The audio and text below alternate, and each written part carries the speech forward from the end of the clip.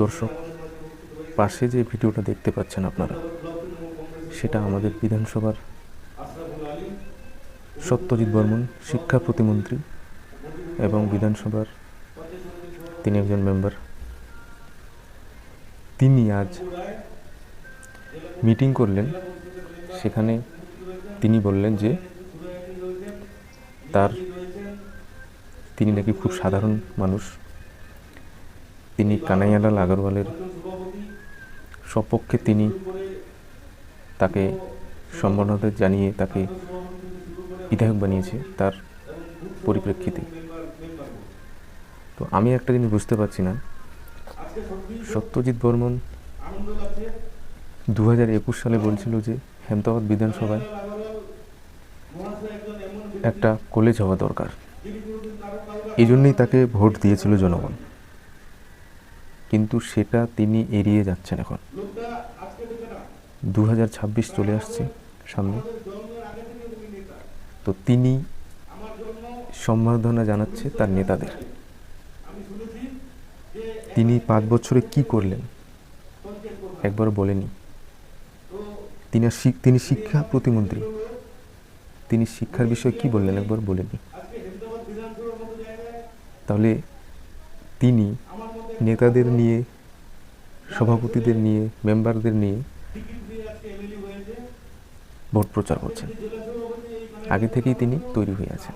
তিনি এই ভিডিওর মাধ্যমে বলেছেন যে ভিডিওটা পাশে দেখছেন, এই ভিডিওর মাধ্যমে তিনি বলেছেন যে 2026-এ আবার লড়ব। হ্যাঁ, আমাদের একজোট হয়ে কাজটা করতে হবে, সেটাই বলছেন। তিনি আগেই বলে ফেললেন।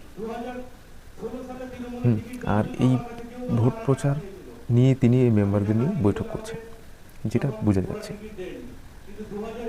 তো এই 5 বছর তিনি কি করলেন সেটা কিন্তু এখনও কোনো জবাব নেই। আর তিনি জবাব দিবেন বা কাকে? কোনো মিডিয়াই তো প্রশ্ন করেনি তাকে। তিনি কলেজ বানাতে চেয়েছিলেন হেমতাবাদে, বানাননি। তিনি রাস্তাঘাট ঠিক করতে চেয়েছিলেন, ঠিক করেননি। তিনি পানীয় জলের ব্যবস্থা, এখনও দেখবেন যে গ্রামে গ্রামে পানীয় জলের ব্যবস্থাটা ঠিক হয়নি, কিন্তু সেটা ঠিক হয়নি। এবার তিনি বলেছেন যে 2021 সালে বিধানসভায় যখন আমাকে টিকিট দেয় তখন আমি একটা পয়সাও দিই নাই। ওনার কাছে কে জিজ্ঞাসা করতে চাইলো পয়সার ব্যাপারটা? ওনার কাছে কি আমরা জিজ্ঞাসা করেছি যে আপনি পয়সা দিয়ে টিকিটটা কিনে নিয়েছিলেন 2021 সালে? এখন আপনি 2026-এ আবার শাসক দলের পক্ষে হয়ে আবার লড়তে চান, আর হেমতাবাদ বিধানসভার লোককে মূর্খ বানাতে চাচ্ছেন আপনি। আমার ভিডিওটা যদি আপনি শুনে থাকেন, আমি আপনাকে এটাই প্রশ্ন করব, আমাদের বিধানসভার বিধায়ককে, শ্রী সত্যজিৎ বর্মনকে, যে আপনি এই 5 বছরে কি করলেন? আপনার কাছে জিজ্ঞাসা করতে চাইনি আমরা যে আপনি টাকা দিয়ে টিকিটটা নিয়েছেন না টাকা দিয়ে কিনেননি, সেটা আমরা চাইনি। আপনাকে এখন ভোটের প্রচারের জন্য কে আসতে বলেছে আপনাকে? আপনি 2026-এ আবার লড়তে চাচ্ছেন, আবার জিততে চাচ্ছেন আপনি। আমি এর আগেও বলেছিলাম, আমি এখনও বলছি, আর আমি হেমতাবাদ বিধানসভার লোকদের বলবো যে এবার অন্তত বদলাও। আমি কোনো কারোর পক্ষে নই, আমি বদলাতে বলছি। কারণ এই যে দুর্নীতি, চাকরির ক্ষেত্রে দুর্নীতি, পানীয় জলের থেকে দুর্নীতি, এবং কি যেগুলো ঘর এসেছিল সেগুলো পায়নি লোক। কারা পেয়েছে? যারা অলরেডি আছে তারাই পেয়েছে। আমাদেরকে বুঝতে হবে সেটা।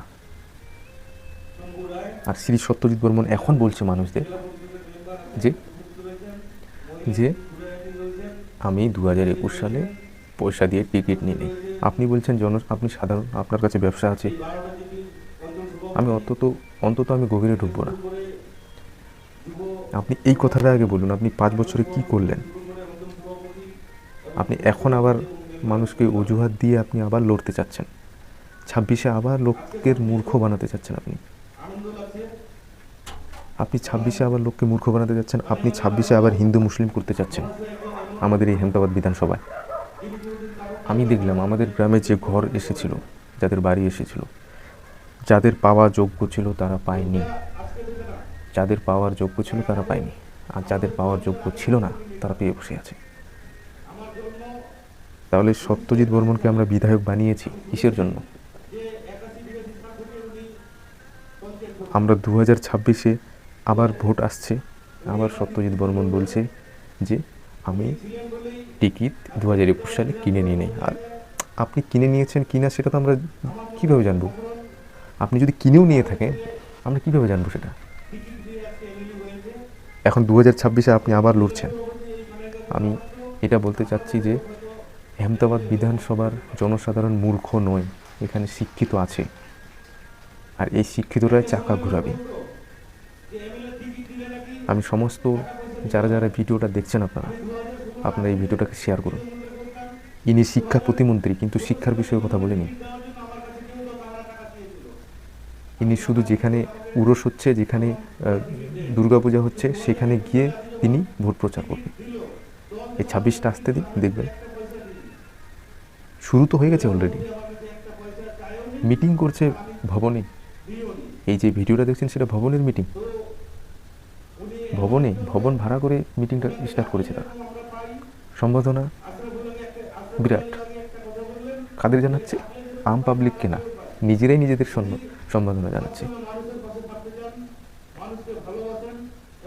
এইসব দুর্নীতিবাজ, আমি পাবলিকদের বলবো, আমি যারা জনসাধারণ যারা বুঝেননি এখনো, তাদেরকে বলবো পাল্টান।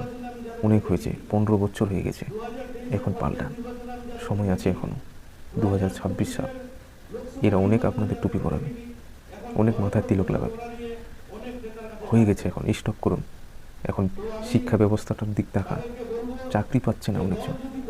কলকাতায় দেখুন এখনও তারা আন্দোলন করছে, না খেয়ে না পড়ে। আপনারা কি বোঝেন না? আপনারা কি দেখেন না?